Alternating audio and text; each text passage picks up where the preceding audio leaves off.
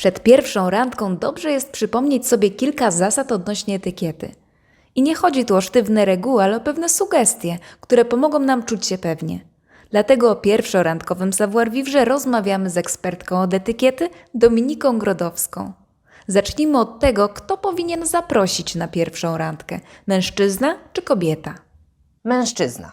I proszę się tutaj teraz nie obrażać, ani nie szokować. Ja wiem, że mamy równouprawnienie i bardzo się z niego cieszę i z niego korzystam.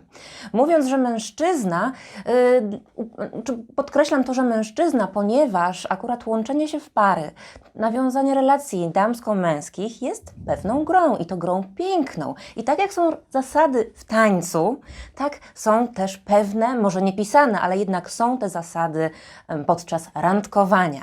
I oddajmy jednak to pierwszeństwo mężczyźnie, ponieważ jest to pierwszy element tejże gry.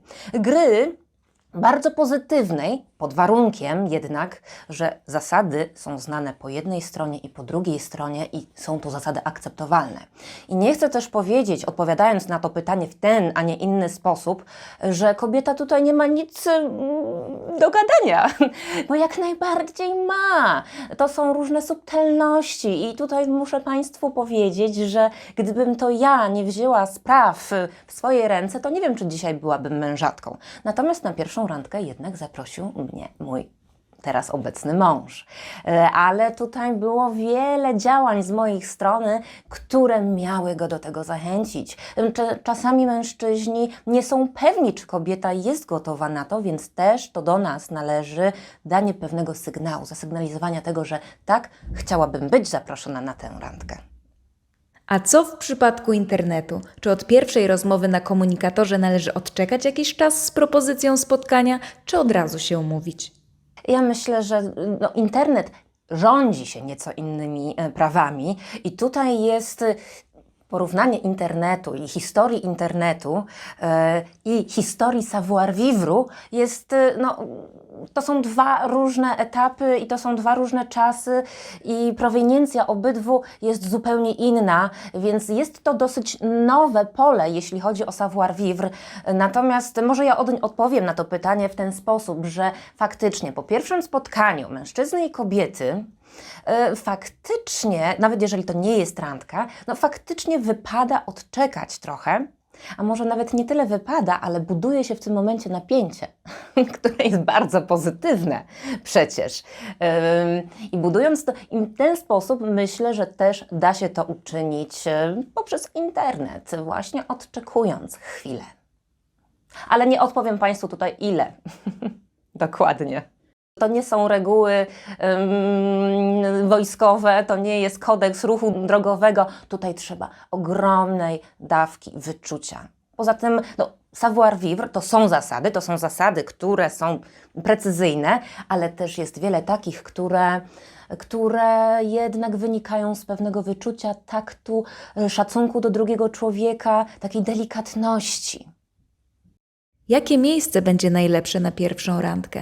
Czy wybrać je samemu, a może pozostawić wybór drugiej stronie? Jeżeli mężczyzna zaprasza, to on też wybiera miejsce. I to niezależnie, czy to jest randka, czy spotkanie biznesowe, czy spotkanie rodzinne, czy towarzyskie. Ten, kto zaprasza, po pierwsze płaci, po drugie wybiera miejsce. I w sumie z tego pierwszego, z tego, że płaci, wynika drugie. Ponieważ osoba zapraszająca zna swój budżet, to po pierwsze, więc wie, na co może sobie pozwolić. Po drugie, gdyby tę decyzję pozostawić drugiej stronie, a ona byłaby zbyt skromna, mówi, nie chcę narażać Ciebie na wydatki, mogłaby wybrać miejsce po prostu niezbyt odpowiednie do tak uroczystego momentu. Także jak najbardziej to mężczyzna będzie wybierał to miejsce pierwsze. Może oczywiście skonsultować z kobietą, jej może na przykład dać do wyboru, może zapytać o jej upodobania, jeżeli ich nie zna, jak najbardziej, ale ostatecznie decyzję podejmuje on. Lepiej zaproponować kobiecie, że się po nią przyjedzie i odwiezie, czy umówić się na miejscu? Zaproponować można, jak najbardziej, będzie to w dobrym tonie, Ale jeżeli kobieta odpowie na tę propozycję, że wybacz, jednak wolałabym spotkać się już na miejscu, to taką decyzję należy uszanować. I to z kilku względów. Wydaje mi się, że tym najważniejszym względem jest to, że ta randka może się po prostu nie udać i potem może być niezręcznie w drodze powrotnej. Natomiast mężczyzna powinien też zapytać, czy będziesz miała jak wrócić, czy może zamówić taksówkę. Także powinien otoczyć kobietę pewną opieką, ale nie powinien tutaj być zbyt uparty i powinien uszanować decyzję kobiety jak najbardziej. Jak mężczyzna powinien się przywitać z kobietą, którą widzi pierwszy raz na żywo? Podać dłoń, pocałować w policzek, a może w rękę? To jest sprawa jasna, ponieważ w towarzyskiej etykiecie, a o takiej mówimy, to kobieta decyduje, w jaki sposób chce się przywitać. To kobieta pierwsza podaje dłoń mężczyźnie. Niezależnie tutaj od relacji, jakie nas łączą, oczywiście na stopie towarzyskiej, bo w biznesie, w etykiecie służbowej to już są zupełnie inne zasady, bo to osoba wyższa rangą, niezależnie od płci, będzie wyciągała pierwsza dłoń, ale tutaj nie ma wątpliwości, że jest to sytuacja towarzyska, więc to kobieta, jeżeli chce się przywitać poprzez uścisk dłoni, to ją wyciągnie i wtedy należy się dostosować. A czy wypada odebrać telefon w trakcie randki? Oj, nie wypada I chciałabym się akurat podzielić taką historią swoją z gruntu zawodowego. Kiedyś prowadziłam zajęcia właśnie z tego tematu dla młodzieży. Dla młodzieży to była młodzież gimnazjalna i licealna. To była duża grupa. Ja prowadziłam te zajęcia na auli. To było kilkadziesiąt osób, dziewcząt i chłopców. Zadałam im zadanie, aby zrobili listę największych wpadek podczas pierwszej randki, ale też tych rzeczy, które ich najbardziej irytują.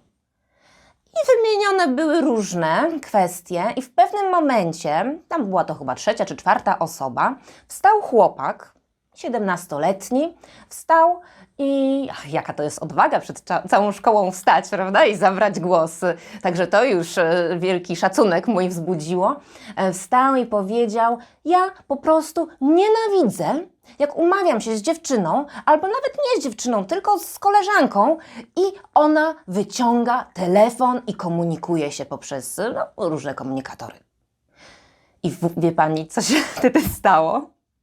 Cała aula wstała i zaczęła mówić brawo. A jakich tematów lepiej unikać na pierwszej randce? Może zacznę od tego, od tych tematów zakazanych. I to nie tylko podczas randki, ale też podczas różnych przyjęć towarzyskich, szczególnie jeżeli jesteśmy w gronie osób, których nie znamy, albo nie znamy ich zbyt dobrze, nie znamy ich poglądów, to zdecydowanie tematem zakazanym numer 1 są ceny. Nie wypada pytać o zarobki, nie wypada pytać nawet jak, ale masz piękny krawat, a gdzie kupiłeś? Bo uwaga, ale masz piękną spódniczkę, gdzie kupiłaś? To jest również pytanie o ceny, bo przecież jak zdradzimy markę, to jesteśmy w stanie sobie bardzo dobrze oszacować, ile co kosztuje. Nie wypada się popisywać pieniędzmi, nie wypada się popisywać, na wakacjach byłem, chociaż wakacje to jest dobry temat, ale też w zależności jak do niego podejdziemy, bo jeżeli powiem, w tamtym roku byłem na Kanarach i niby 5-gwiazdkowy hotel, ale po prostu taka żenada i tak dalej, i tak dalej. Także jest to nieskromne. Osoba, która jest z klasą i której nie są obce zasady savoir-vivre, jest skromna i powściągliwa w każdej sytuacji. Ale to był temat numer 1, zakazany. Temat numer 2 to zdrowie. I jesteśmy w takim czasie, gdzie ten temat jest nam bliski i obecny. Mówię tutaj o pandemii, więc faktycznie trudno uciec od tego tematu, ale na przykład już kwestia pytania o szczepienia może być bardzo tematem drażliwym i lepiej się z nim po prostu nie wychylać przed szereg. Trzeci taki temat zakazany to to są wątki religijne, to są wątki polityczne, wszelkie tematy kontrowersyjne. Oczywiście, kiedy łączymy się w pary i z nadzieją nawet na historię życia, no to musimy poznać te swoje poglądy jak najbardziej, ale może pierwsza randka to nie jest ten moment.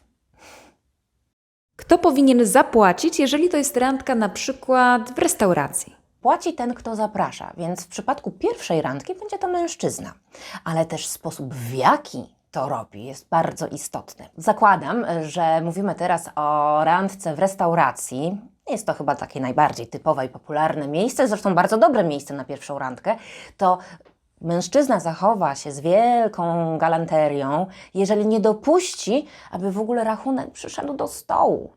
Bo to jest takie nieeleganckie. No, dżentelmen nie mówi o pieniądzach, dżentelmen je ma, więc najlepiej zrobi, jeżeli już czujemy, że randka dobiega końca, jeżeli jesteśmy już przy deserze, i już chcemy niebawem wyjść z restauracji, oczywiście niekoniecznie musi być to koniec randki, ale chcemy już wyjść, to wtedy mężczyzna zachowa się z klasą, jeżeli zapyta, czy napiłabyś się czegoś jeszcze, czy może jeszcze coś zamówimy. Jeżeli ona mówi, nie, dziękuję, tylko nie należy tego robić też w momencie, kiedy już wszystko mamy puste, powiedzmy jeszcze mamy ten kieliszek wina albo połowę tego kieliszka i wtedy jest to moment na zadanie tego pytania, czyli jeszcze raz powtórzę, czy życzysz sobie jeszcze zamówić coś do picia czy jedzenia.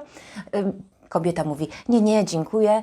To wtedy mężczyzna po jakiejś chwili przeprasza na moment, wychodzi i reguluje ten rachunek już po prostu przy barze czy na osobności. Jak już dopijemy, to wtedy możemy, tak, jesteśmy gotowi, no to zapraszam Cię jeszcze teraz do teatru. Na przykład. A rachunek? Ale jeszcze jedna kwestia jest ważna w przypadku pierwszej randki i płacenia.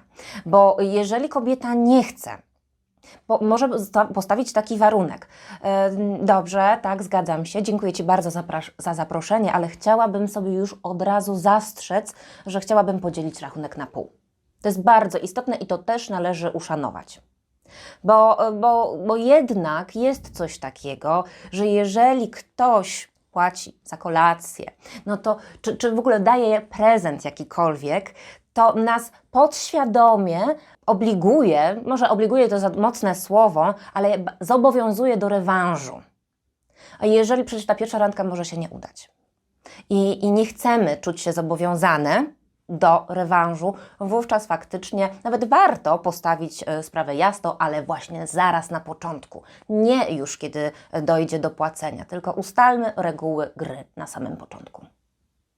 Jeżeli macie inne pytania odnośnie pierwszorandkowego savoir-vivre, napiszcie do nas. W kolejnym filmie udzielimy na nie odpowiedzi. Tymczasem zapraszamy do subskrybowania naszego kanału, w którym oddajemy głos ekspertom.